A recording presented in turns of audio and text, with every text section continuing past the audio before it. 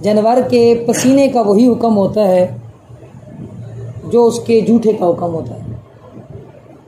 अगर किसी जानवर का जूठा नापाक है, जूठा नापाक है, तो उस जानवर का पसीना भी नापाक होगा। जैसे कुत्ता है, कुत्ते का लुआब नापाक है, तो कुत्ते का पसीना भी नापाक है।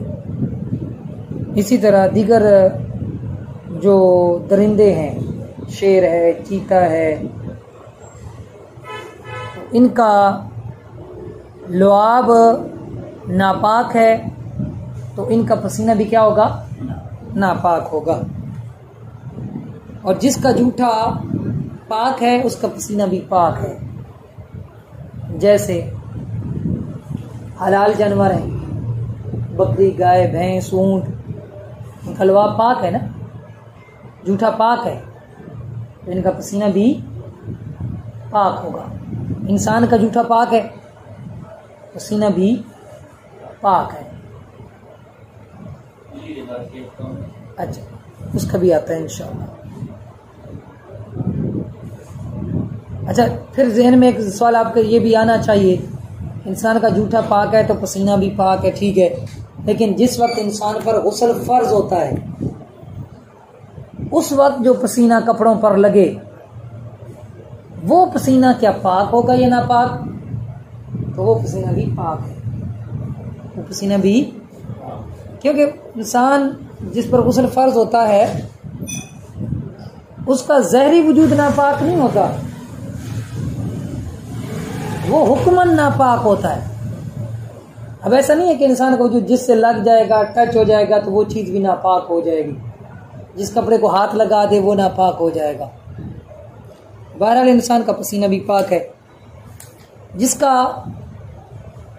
जूठा मकरूह है उसका पसीना भी मकरूह है। कैसे जी?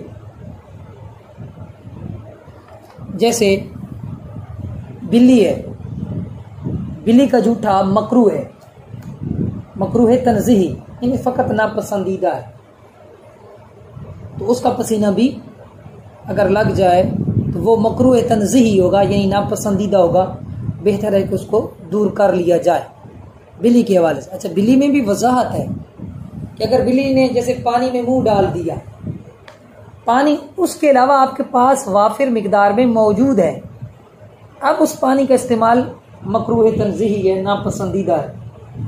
लेकिन अगर पानी है ही उतना और पानी है ही नहीं आपके पास, तो अब उस पानी का इस्तेमाल मकरूह नहीं है, बगैर किसी कराहत के जायज़।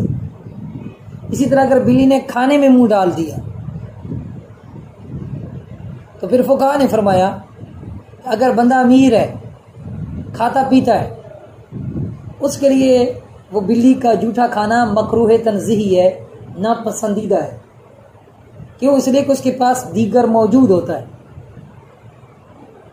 और अगर बंदा माड़ा सा है, गरीब है और है ही नहीं, उसके लिए बगैर किसी कराहत के बिल्ली का जूठा जायज़ है। हालांकि देखा जाए तो बिल्ली एक दरिंदा है, दरिंदों की तरह इसका जूठा नापाक होना चाहिए, लेकिन हदीस मुबारक में फरमाया क्योंकि ये तुम्हारे पास बार बार ये आती रहती है, जिस मुबारक का मफ़हूम बयान कर रहा हूँ, कसरत तवाफ, बार बार आने जाने की वजह से हरज को दूर करने के लिए इसका जूठा पाक रखा गया। क्यों? क्योंकि बिल्ली को हम रोक नहीं सकते, ये दीवारों से भी कूद कर आ जाती है। अगर इसका जूठा नापाक करार दिया जाता तो हर्ज लाज़िम होता। जैसे मैं आपको मिसाल दूं कि जो मुर्गी है, मुर्गी की बीट हम पढ़ चुके हैं कि नजासत गलीज़ा है, सख्त नजासत है, हालांकि हलाल परिंद है। कवे की बीट नजासत खफीफा है, वो हराम है। भाई हलाल परिंदे की बीट गलीज़ा है और हराम परिंदे की बीट क्या है? खफीफा है। भाई वो खफीफा क्यों है? इसलिए कि उससे बचना थोड़ा दुश्वार, तो शरीयत ने हुक्म में नरमी कर दी। क्यों? वो उड़ता रहता है, किसी पर भी बीट मार दे। मुर्गी के मुकाबले में कौवे से बचना दुश्वार है, तो इसलिए उड़ने वाले हराम परिंदों की बीट निजासत खफीफा रख दी। तो ये भी एक शरीयत का कायदा है कि जहां हर्ज लाजिम आता हो वहां पर हुक्म के अंदर नरमी और आसानी कर दी जाती है उम्मत को हर्ज से बचाने के लिए। अब इसकी मैं मिसालें, जैसे पेशाब की बारीक छींटें, बूंदें, मतलब पेशाब करता है ज़मीन पर और सुई के नोक के बराबर बूंदें निकलती हैं, उड़ती हैं, वो बदन पर पड़ जाएं, कपड़ों पर पड़ जाएं, बदन और कपड़े बिल्कुल पाक हैं। आला हज़रत रहमतुल्लाह ताला अलैह से सवाल किया गया कि कपड़े पर वही बारीक बूंदें पड़ी, शलवार पर पड़ी, तो हरज को दूर करने के लिए फरमाया गया कि ये पाक है कपड़ा। सवाल ये हुआ कि यही कपड़ा अगर पानी में डाल दिया जाए, पाक पानी में, और पानी थोड़ी मिकदार में हो, 10 बाय 10 ना हो, 10 दर 10 ना हो, थोड़ी मिकदार में पानी है, यानी 10 गज 5 गज लंबा 5 गज चौड़ा ना हो, या 225 फुट लंबाई चौड़ाई वाला ना हो, थोड़ा वाला हो। अब उसमें डाल दिया तो पानी क्या है? तो आला हज़रत ने फतवा रज़िया शरीफ में फरमाया पानी नापाक हो जाएगा। क्या हो जाएगा? नापाक हो जाएगा। जब आला हज़रत का जो दौर था ना, उसमें लोग एहतियात करते थे इस मामले में, हरज लाजिम नहीं आता था। लेकिन जब दौर आया सदरुल शरिया मुफ्ती मोहम्मद अमजद अली आज़मी रहमतुल्लाह ताला अलैह का, बहार शरीयत में इन्होंने ये मसला लिखा कि अगर यही बारीक पेशाब की बूंदों वाला कपड़ा थोड़े पानी में पड़ जाए तो पानी नापाक नहीं होगा, पानी नापाक नहीं होगा। सवाल ये होगा भाई ये तो उस्ताद शागिर्द की बात टकरा गई। भाई नहीं टकराई। क्यों? कि आला हज़रत के दौर में लोग इसमें मुब्तला नहीं थे। जब सदरुल शरिया का दौर आया तो लोग इसमें एहतियात नहीं करते थे, औरतें एहतियात नहीं करती थी, इसे पानी में डुबो देती थी। तो उन्होंने जब देखा कि उम्मत हर्ज में मुब्तला हो रही है तो फिर उन्होंने इस बात पर फतवा दिया कि अगर ऐसा कपड़ा जो बारीक पेशाब की बूंदों वाला है वो थोड़े पानी में पड़ जाएगा तो पानी नापाक नहीं होगा। और फिर आला हज़रत ने इस सदरुल शरिया के मसले वाले हिस्से पर आपने तस्दीक भी फरमाई। तो पता चला आला हज़रत ने अपने कौल से रुजू फरमा लिया। ये आपको एक मिसाल दी है कि जहाँ उम्मत हर्ज में मुब्तला हो रही हो तो वहाँ पर हुक्म में तखफीफ कर दी जाती है, हुक्म में आसानी कर दी जाती है, हरज को, मुशक्क़त को दूर करने के लिए। इसी वजह से ये उमूमी बलवा है कि अगर हर खास वाम किसी मसले में मुब्तला हो जाएं तो वो जो हुक्म है वो बाज़ अफराद के साथ ख़ास कर दिया जाता है और बाज़ को उस हुक्म से खारिज कर दिया जाता है, निकाल दिया जाता है।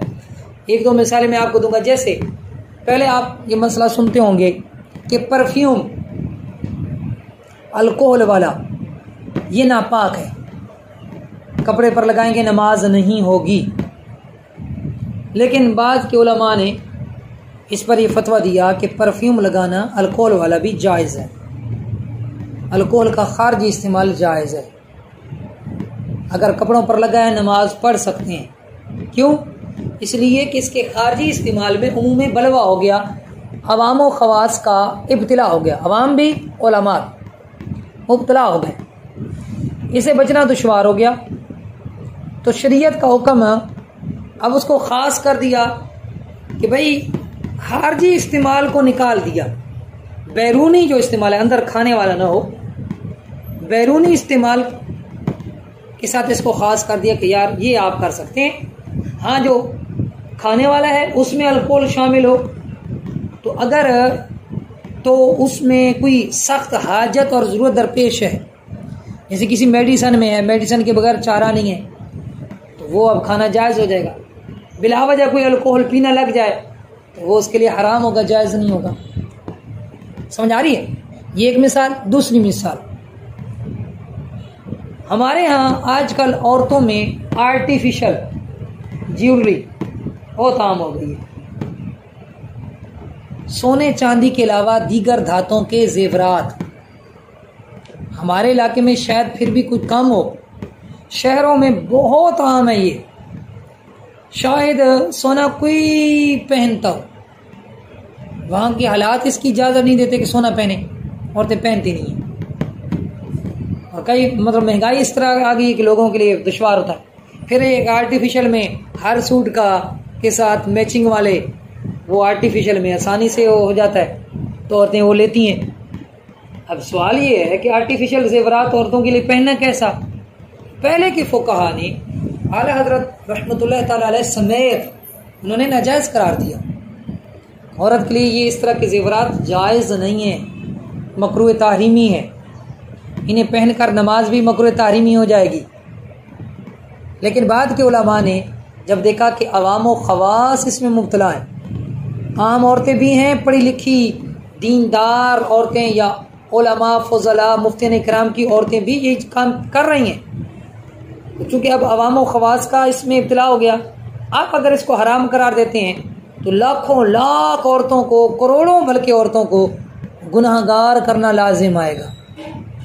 तो इसलिए फरमा दिया भाई अब वो जो सोने चांदी के अलावा दीगर धातुओं के जेवरात हैं ना, वो मर्दों के लिए हराम होंगे, औरतों के लिए इस्तिस्ना है, वो लगा सकती हैं, वो पहन सकती हैं। समझ आ रही? बिल्कुल ही हमने नस को नहीं उठाया, नस के अंदर तखसीस की है, कुछ अफराद के साथ खास कर दिया, कुछ को निकाल दिया हरज को दूर करने के लिए। और ये शरीयत का कायदा है, शरीयत का उसूल है। और अल्हम्दुलिल्लाह इन दो मसलों पर फतावा बैदी जिल्द अव्वल में तफसीली फतवा भी मौजूद हैं, इस पर अल्हम्दुलिल्लाह दलाइल मौजूद है तो ये जायज़ क्यों।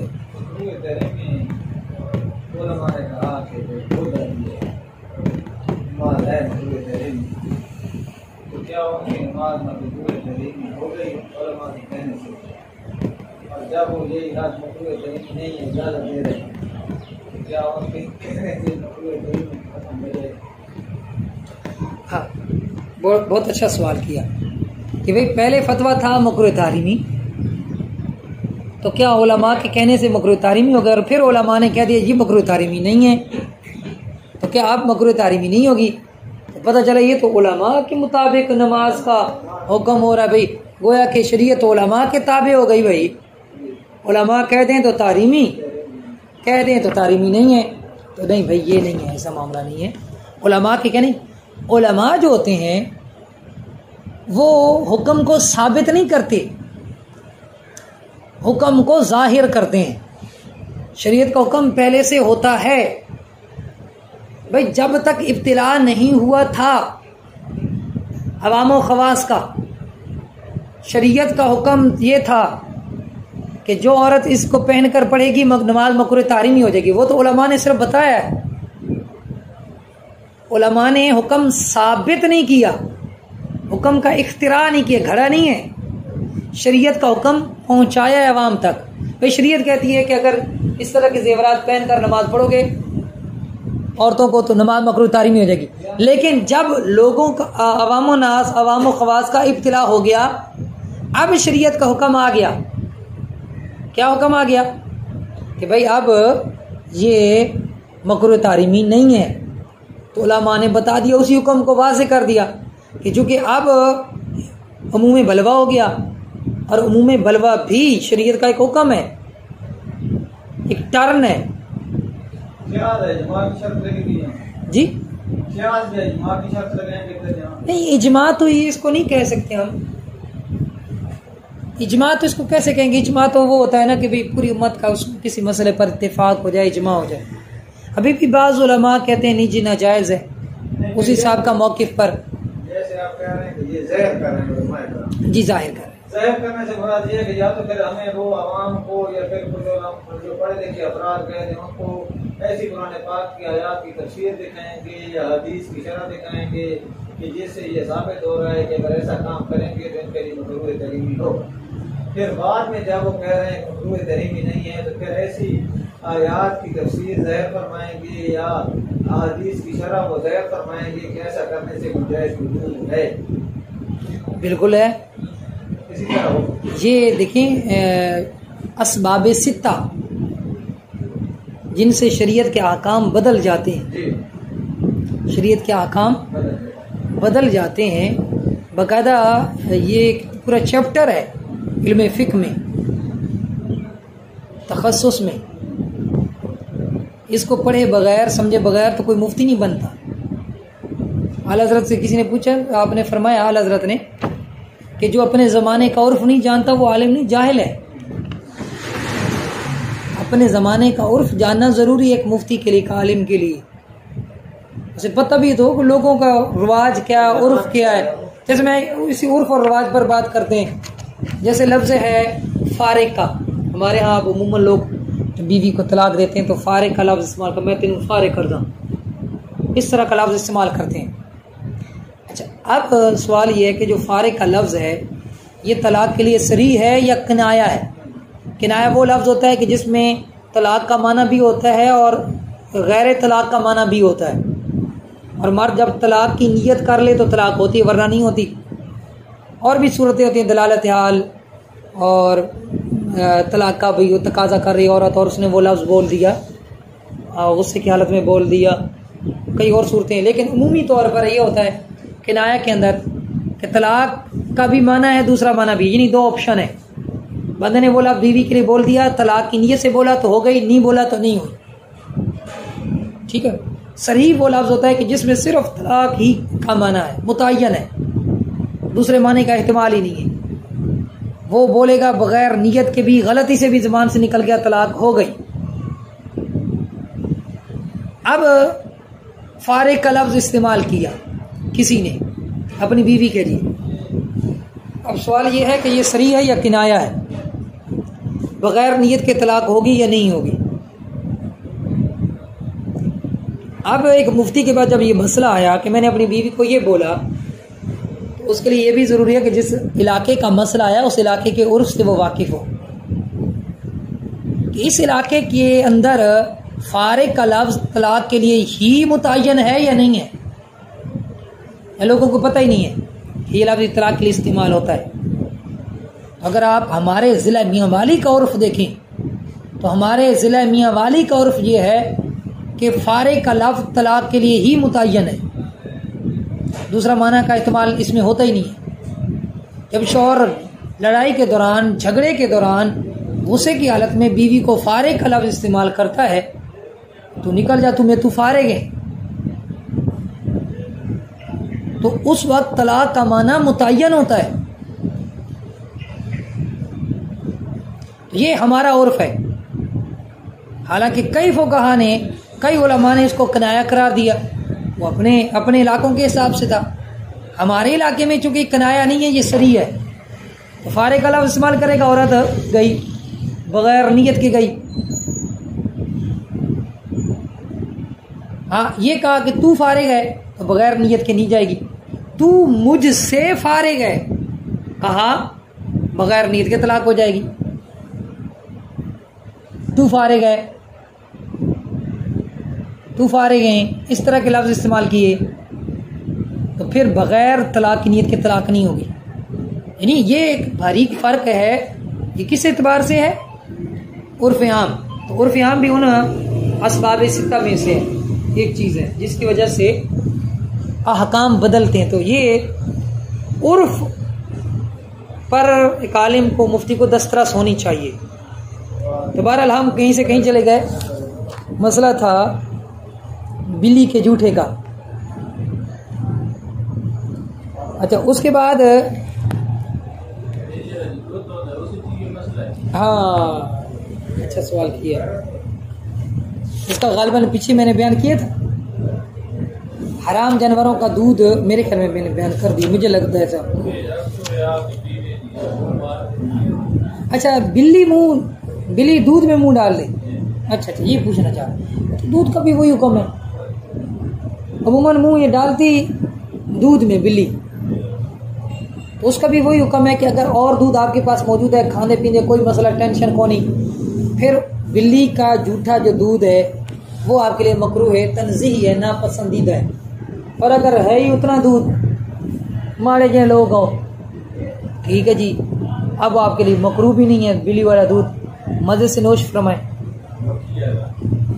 देखो मक्खी में तो कराहत है नहीं होता, जिस मुबारक में फरमाया गया कि इज़ा वक़ा ज़ुबाबो फ़ी ताम अहदिकुम, जिस टाइम मक्खी थोड़े कंहिं दे खाने दे विच ढा वञे तो उसको डुबुकी ॾियो, डुबुकी दे के कढ के वाह ॾियो। क्यों फरमाया उसे हिकु पारे ज़हर होंदा है, एक शिफा होंदी है, एक वबा है। मक्खी की आदत है कि जिस टाइम शहर ढांदी है ना वो अपना वबा वाला बीमारी वाला पर भी छड़ती है। अच्छा अब फरमाया पूरा उसको होता दो, क्यों? शिफा वाला पर बीच में जाएगा तो मामला बैलेंस हो जाएगा, बराबर हो जाएगा, अब वो नुकसानदेह नहीं होगा।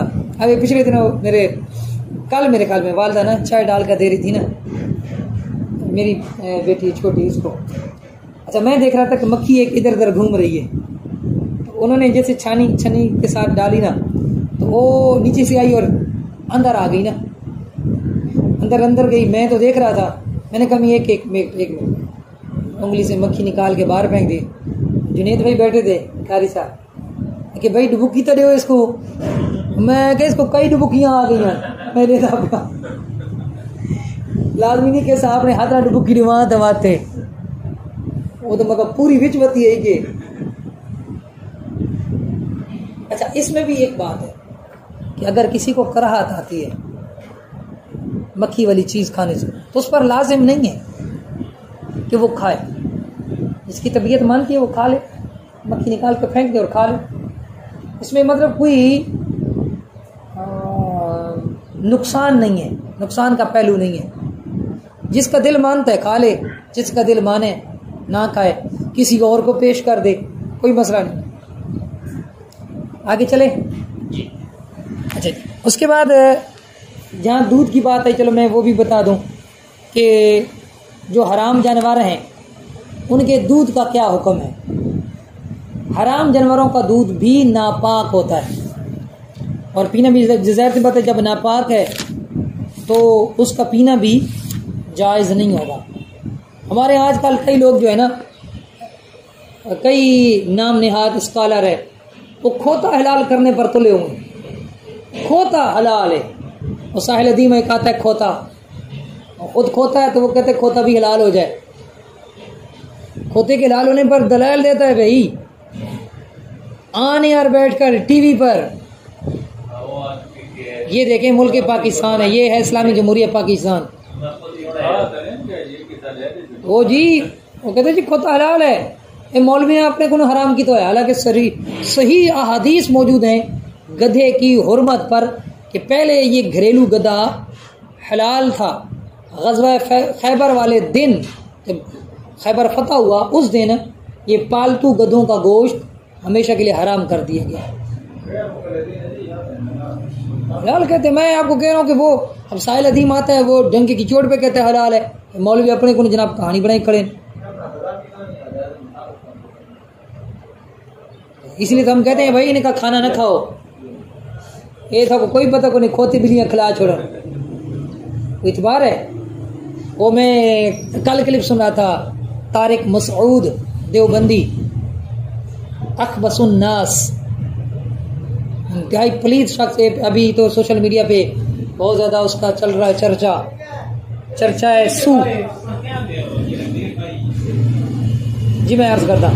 अच्छा उस आखे कवे दे बारे भाई ये सारे लोग देवबंदियां का मजाक उड़ाने भाई ये कहाँ खाने थे, कहाँ कोई ना सवाब लिखा है। और ये कोई आम बात नहीं है। फतावा रशीदिया के अंदर जो इनके कुतुब हैं, जिनको कुतुब कहते हैं, कुतुबुल अक़ताब, कुतुबाना कुतुब, रशीद अहमद गंगोई वो आदे उसे पूछा गया कि जहाँ कवा खाने वाले को लोग बुरा भला कहते हो, बुरा समझते हो, वहाँ कवा खाना कैसा?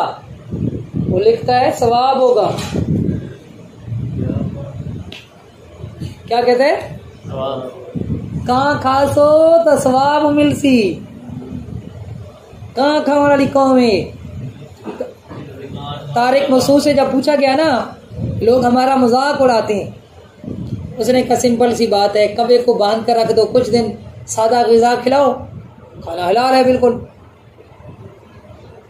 यूट्यूब पे इसका ये क्लिप मौजूद है। उस कवे खाने वाली कौम ने, उसी कवे खाने वाले मौलवी ने अभी नया शोशा निकाला कि कुरान में बज़ाहिर गलतियाँ, एराबी गलतियाँ मौजूद हैं, ये लफ्ज़ी गलतियाँ मौजूद हैं। और माज़अल्लाह उसने कहा कि नबी पाक सल्लल्लाहु अलैहि वसल्लम पहले कहा अनपढ़ है, अब वो कहते नहीं जी मेरी मुरादी पढ़े लिखे नहीं है, पढ़े लिखे नहीं है। और हुजूर अलैहिस्सलाम तभी तो जैसे वही आती तो फौरन कभी किसको बुलाते, कभी हज़रत ज़ैद को, कभी किसको, भैया आओ जल्दी जल्दी लिखो। उन्होंने लिखा तो सहाबा इकराम से कभी लिखने में गलती हो गई, तो चूंकि हुजूर अलैहिस्सलाम ना पढ़ना जानते थे ना लिखना, तो आपको पता ही नहीं चल सका, आप गलती दुरुस्त ना करवा सके, तो वो जो बज़ाहिर गलती थी वो बाकी रह गई।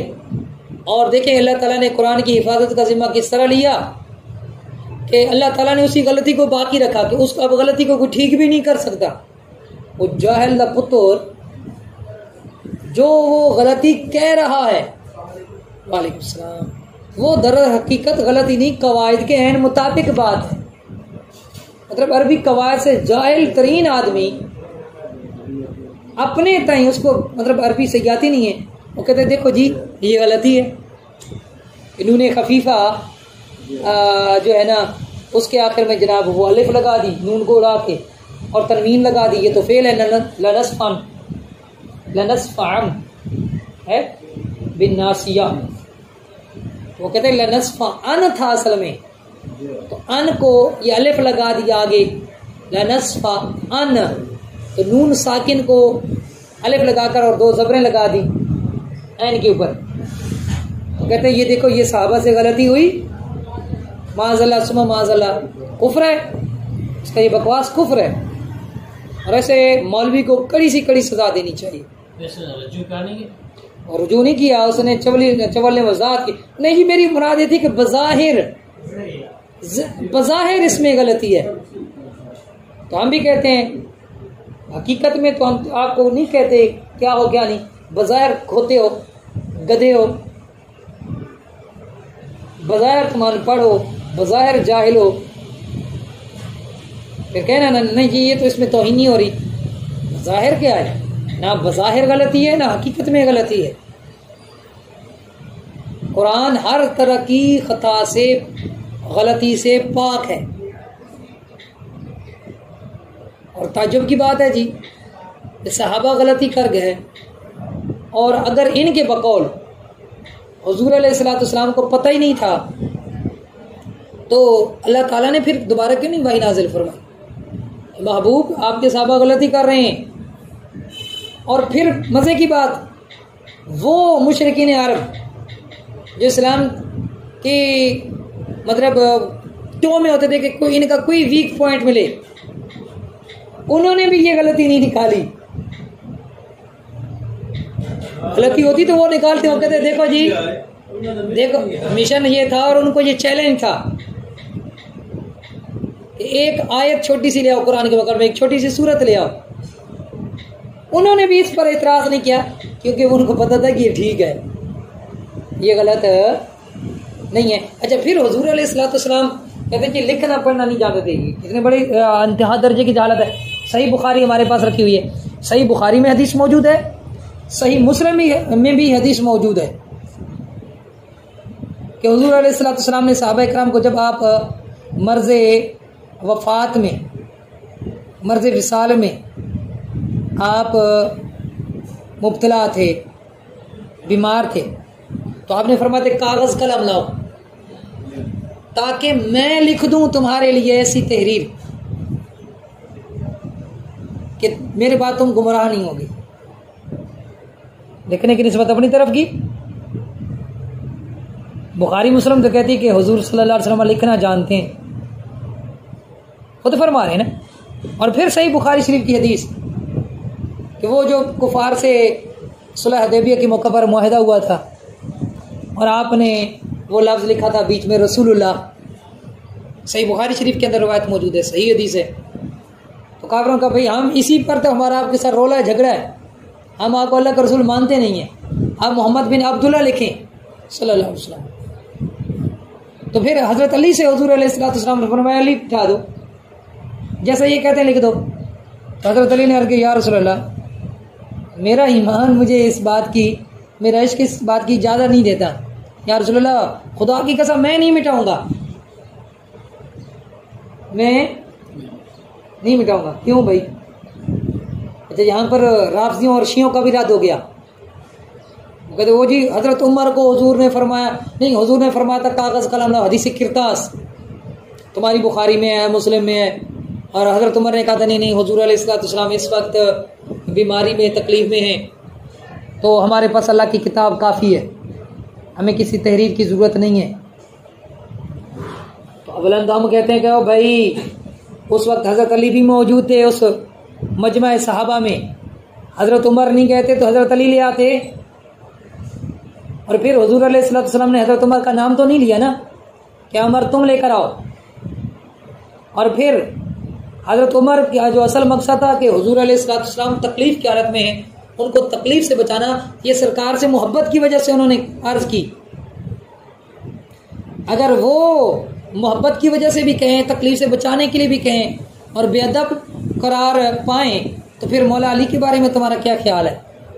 हुजूर अलैहिस्सलाम ने फरमाया कि अली मिटाओ, और यहाँ पर फरमान भी सिर्फ हज़रत अली ही को है, नाम लेकर फरमाया, और हज़रत अली कसम खा लेते हैं खुदा की कसम मैं नहीं मिटाऊंगा। तो क्या कहेंगे? ये बेअदबी है? कहेंगे कमाल इश्क है, मोहब्बत। या रसूलल्लाह ये कैसे हो सकता है?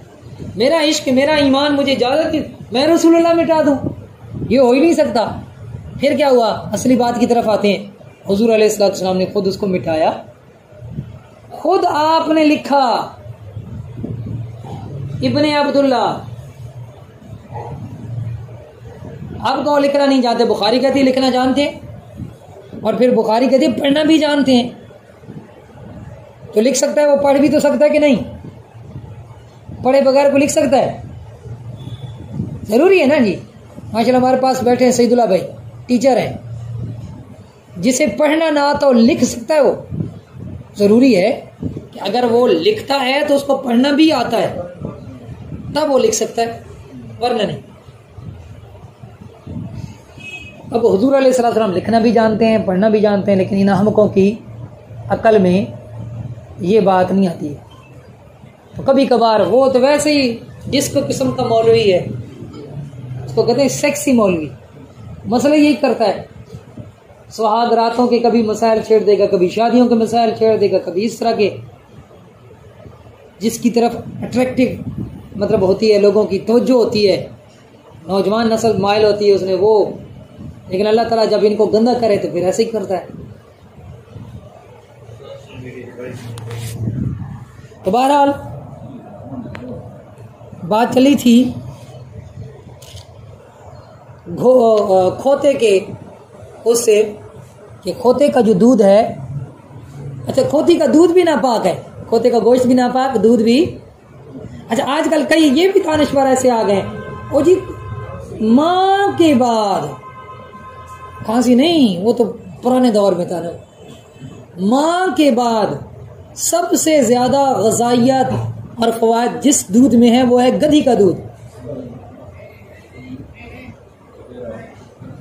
ये भी सोशल मीडिया पर और on air live TV programme में ये बातें की जाती हैं, हालांकि ये बिल्कुल नापाक भी है और गधी का दूध पीना भी हराम है। आप ये रहा, जैसे ये कह रहे थे, आप भी कह रहे हैं कि भाई खंघ आंदी है जी, खांसी आती है, तो कहते हैं जी खोती का दूध पिलाओ बंदा ठीक थी, वैसी गधी का दूध पिलाएंगे इसको। देखें ये उस सूरत में कि जब बिल्कुल कोई और इलाज उसका हो ही ना, और माहिर तरीन डॉक्टर 3, 4, 5 डॉक्टर जो उस फन के माहिर हैं, उस शोबे के माहिर डॉक्टर हैं, वो कहते हैं भाई इसका इलाज फ़कत गधी की दूध में है और दुनिया जहाँ की कोई दवाई इस पर असर नहीं करेगी। अब ज़रूरतन जितने से उसकी बीमारी जा सकती है उतना पीना उसके लिए जायज़ हो जाएगा। जैसे फुकाहा ने फरमाया हालत इस्तिरार में खंजीर का गोश्त खाना जायज़ है। एक शख्स भूख से मर रहा है, खंजीर के गोश्त के अलावा कुछ भी नहीं, अगर वो भी नहीं खाता मर जाएगा। अब अगर खंजीर का गोश्त नहीं खाता मर जाता है, गुनहगार होगा, जान बचाना फ़र्ज था, इतनी मिकदार में खा लेता कि जान बच जाए। पानी की सख्त प्यास है, प्यास से मर रहा है, सिर्फ शराब उसके पास मौजूद है, अगर एक दो घूंट पी लेता है तो जान बच जाती है, नहीं पीता तो मरता है। शरीयत कहती है एक दो घूंट पी ले भाई। शरीयत कहती है अगर नहीं पिया और मर गया गुनाहगार होगा, जान बचाना फ़र्ज से नहीं बचाई अपनी जान।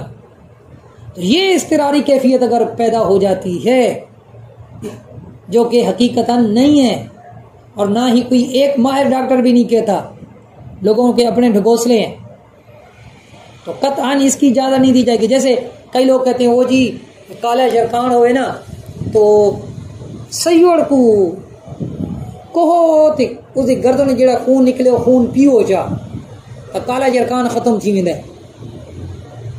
कई लोग कबूतरों के बारे में इस तरह की बातें करते हैं। मसला मेरे पास आया था कई माह पहले, तो ये बिल्कुल नाजायज़ है,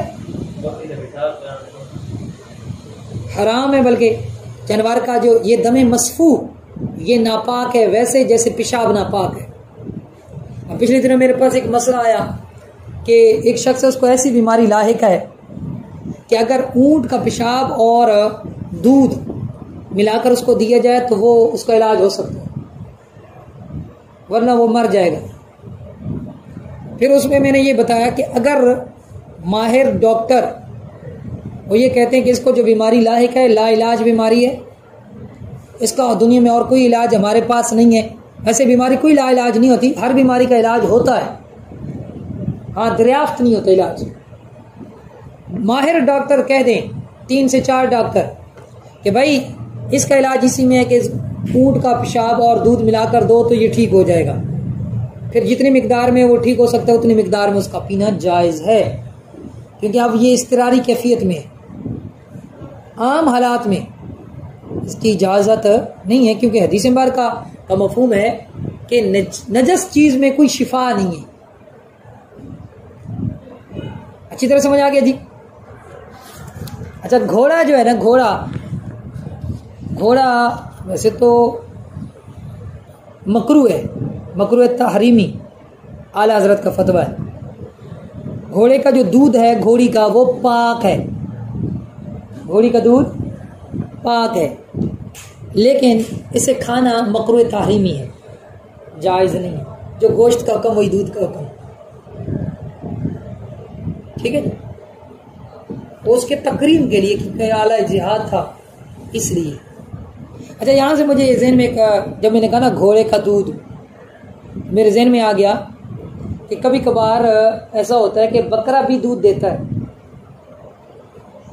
बकरा भी दूध देता है। फतावा नूरिया के अंदर फ़कीह आज़म अबुल खैर मुफ्ती नूरुल्लाह नईमी रहमतुल्लाह ताला अलैह से पूछा गया कि अगर बकरे का दूध आ जाए उतर है हलाल है या नहीं, तो उन्होंने फरमाया अगर बकरे का दूध आ जाए तो हलाल है, पी सकते हैं। जब मैंने पढ़ा तो मैं बड़ा मुतरद्दिद हुआ कि बकरे का दूध आएगा कहाँ से। फिर सोशल मीडिया की बरकत से मैंने देख भी लिया ऐसे बकरे। फिर इस मौजू पर मैंने एक तफसीली फतवा भी लिखा कि बकरे का दूध पाक भी है, हलाल भी, पी भी सकते हैं। उसके बकायदा बकरी की तरह थन लगे होते हैं, जहाँ उसके खुशिये होते हैं ना, फोते, उनके साथ थन भी होते हैं। थनों में से बकायदा वही दूध आता है जैसे बकरी का होता है।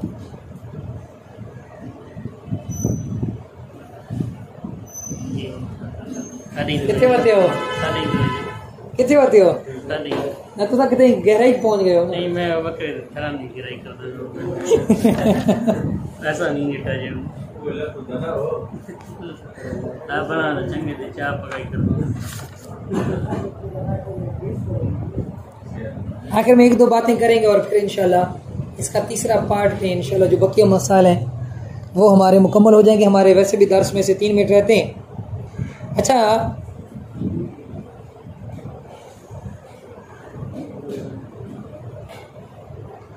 मछली का खून पाक होता है या नापाक होता है? मछली का खून, तो मछली का खून ये पाक होता है। क्या होता है? पाक है। दर हकीकत मछली का खून होता ही नहीं है। साहिब हदाया ने अल हदाया किताब, बड़ी मुस्तनद किताब है फ़िक़्ह हनफ़ी की, उसमें ये वाज़ेह तौर पर लिखा, आप फरमाते हैं खून की अलामत यह है कि जब खून खुश्क हो ना तो वो काला हो जाता है, ब्लैक हो जाता है। खून खुश्क हो तो ब्लैक हो जाता है, काला हो जाता है। फरमाया मछली का खून जब खुश्क होता है तो सफ़ेद हो जाता है, पता चला ये खून नहीं है। खून हम इसलिए कहते हैं कि खून के मुशाबे होता है तो खून कह दिया जाता है, लेकिन दर हकीकत ये खून नहीं है, एक सियाल मादा है जो इसका निकलता है, इसमें बहने वाला खून नहीं होता। इसलिए मछली बगैर ज़बह किए हलाल होती है। जिन जानवरों में बहने वाला खून होता है उनको मरने से पहले ज़बह करना, उनका खून बहाना ज़रूरी होता है रगें काट कर, क्योंकि मछली में बहने वाला खून नहीं होता, टिड्डी में बहने वाला खून नहीं होता। इसलिए हदीस मुबारका में फरमाया गया कि मेरी उम्मत के लिए 2 मुर्दार हलाल है, मछली और टिड्डी।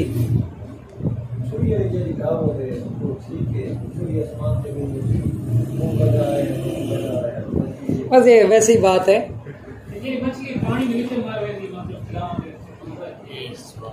बड़ा जबरदस्त किस्म का आपने सवाल किया जनाब कि वो मछली, क्या नाम है आपका? जमील भाई ने बड़ा प्यारा सवाल किया है कि वो मछली जो पानी में मर जाए तो वो हलाल है या हराम? भाई पानी में मर जाए तो क्यों मरी है ये हमने देखना है। अगर तो वो तबई मौत मरी है और तैर कर वो उल्टी हो गई, दरिया पर आ गई, तो उसे कहा जाता है तौफी मछली। तोए अलेफे और ये छुटिए ये तौफी मछली हराम है। फ़ुक़हा अहनाफ ने ये फरमाया कि समुंदर का हर जानवर हराम है सवाए मछली की, अलबत्ता ताफ़ी मछली वो भी हराम है। तो ताफ़ी मछली वो होती है कि जो तबई मौत पानी में मर कर पानी में तैर जाए, वो हराम। हाँ, जो किसी सबब से पानी में उसकी इंतकाल होता है, पानी में मरती है मछली लेकिन किसी सबब से, वो हराम नहीं है, वो हलाल है। जैसे जी, जैसे बारूद फटाते हैं, पानी में मरती मछली लेकिन सबब से मरी, तभी मौत नहीं है। करंट के साथ मारा, इस पर भी हम कलाम करते हैं कि ये बारूद और करंट ये जायज़ है या नहीं है, लेकिन बात ये चल रही है कि वो हलाल है या हराम। तो ये चूंकि तबई मौत नहीं है लिहाजा हलाल है। इसी तरह आपने जाल लगाया, जाल में फंस के वो मर गई, हलाल है। इसी तरह आपने कुंडी लगाई, कुंडी में मछली लगी और उधर ही मर गई, तो वो क्या है? हलाल। अच्छा, अब आपसे सवाल ये है कि अगर कुंडी के अंदर मछली लग गई और आपने जब निकाली, मछली थी मुर्दा, आपको कैसे पता चलेगा कि ये पहले से मरी हुई थी या कुंडी से मरी हुई है?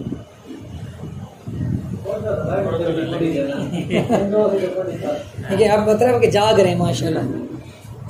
ये आपका इम्तिहान था। वैसे ज़ाहिर सी बात है वो अभी कुछ ना कुछ खाएगी, जो खाना लगा हुआ है उसका। वो जिंदा ही थी तो मुंह में डाली थी ना, मुर्दा तो मुंह में नहीं डालेगी।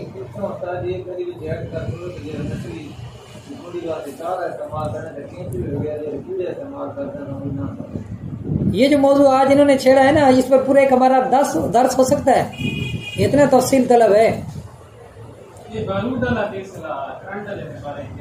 जी, मैं वो भी बताता हूँ। सईदुल्लाह खान का मैं पहले बता दूँ, कुंडी का बात की है तो कुंडी लगाई आपने, कुंडी देखो एक केंचवा लाने जमीन खट के उसे कीड़े कर दें, छोटा सा कीड़ा ना कीड़ा भी चला देता। अच्छा, कई लोग तो ये नहीं रोटियां वाले बहु घाटे कीड़ा लाने, कई मेंढका लाने जा, निकी निकी मेंढका डडा निकियां निकी निकी। चलो मरी हुई मछली का बात हर्ज को नहीं, पोपुल मर गए ना ओ लाया से तो वक्त कोई हर्ज को नहीं क्योंकि मरा तकलीफ को नहीं। लेकिन जिंदा कोई भी जानवर लाने पे हो वो नाजायज़े गुनाह है कि बिला वजह एक जिंदा चीज को अजियत मुब्तला करना।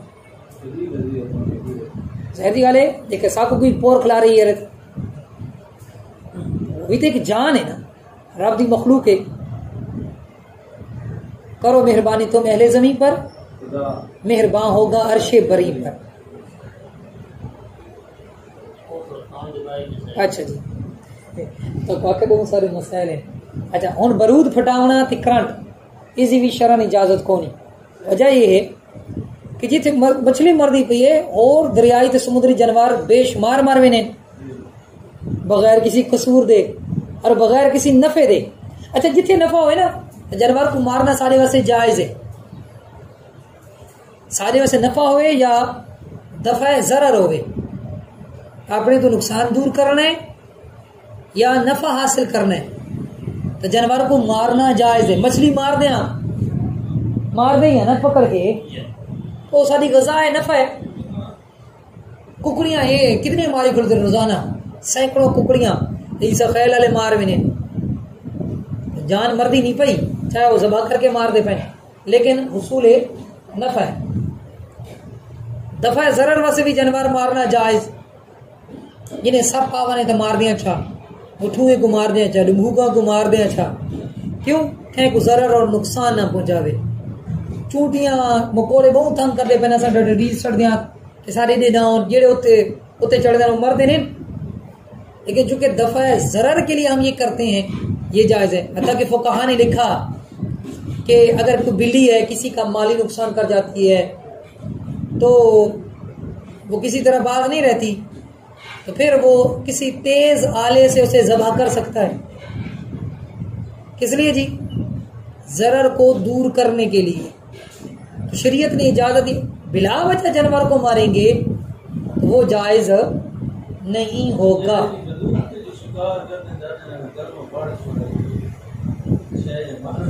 उस पे कलाम करते हैं वो इससे हटकर है उस पे कलाम करते हैं।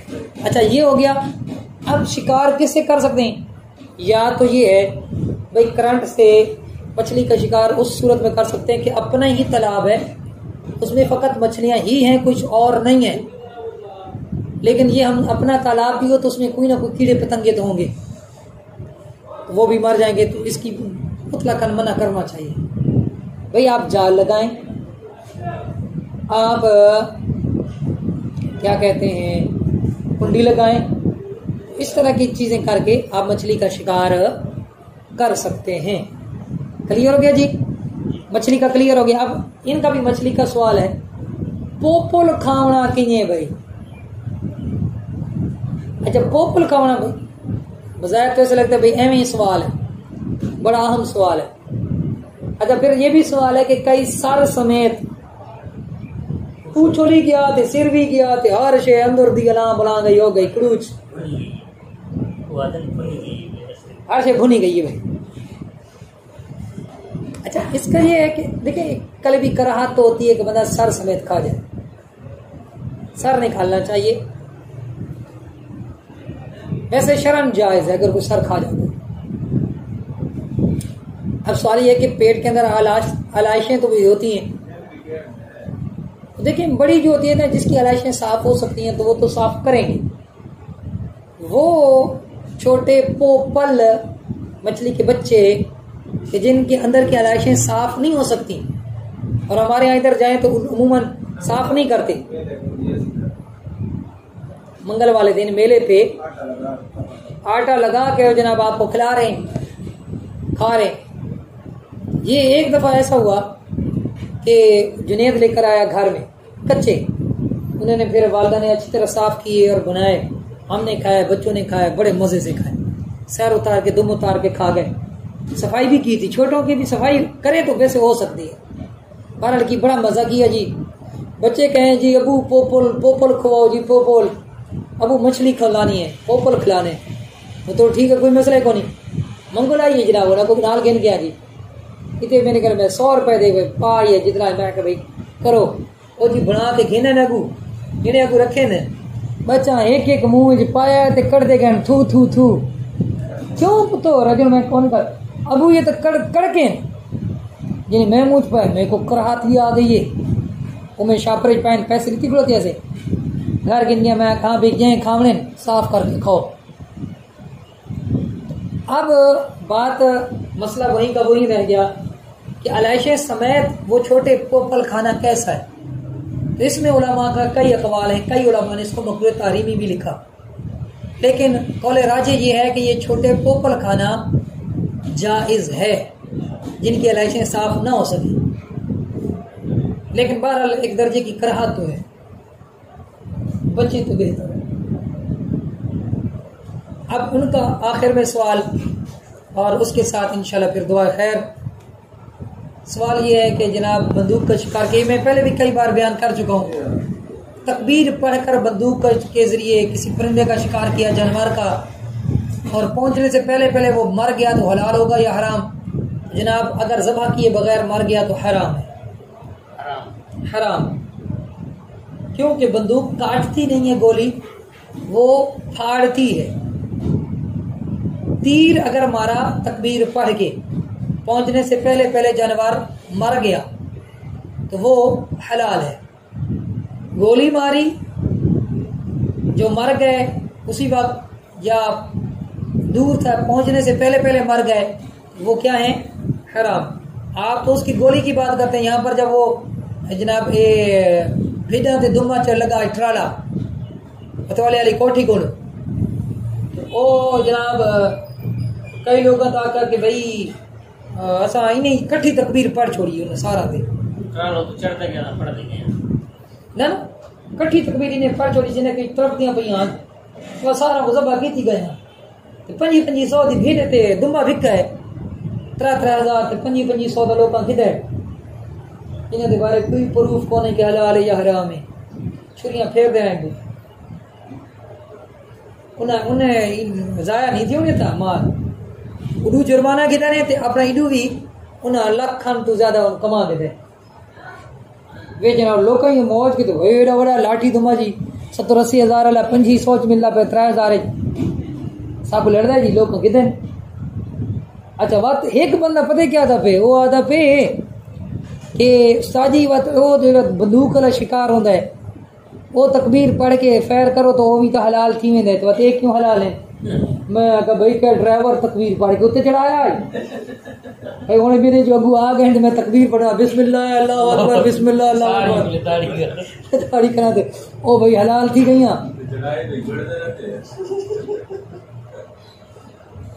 नहीं गर्दन दी तो कैद कोनी जिन्हें बंदूक जो फैर जिथे मर्जी लगवा दे। बहरहाल इस तरह के चुटकले होने बिल्कुल जी हराम है। अल्लाह पाक जी हम सबको इसी तरह इल्म दीन का ज़ौक़ व शौक़ अता फरमाए और इसी तरह इल्म दीन हासिल करके इसे आगे पहुँचाने की तौफीक अता फरमाए। आज मतलब जितने भी दर्स हुए 9वां दर्स है हमारा फ़िक़्ह का और 9वें दर्स में आज का जो दर्स है वो सबसे ज़्यादा तवील हुआ, जो तकरीबन 55 मिनट पर मुश्तमिल है। अल्लाह पाक कबूल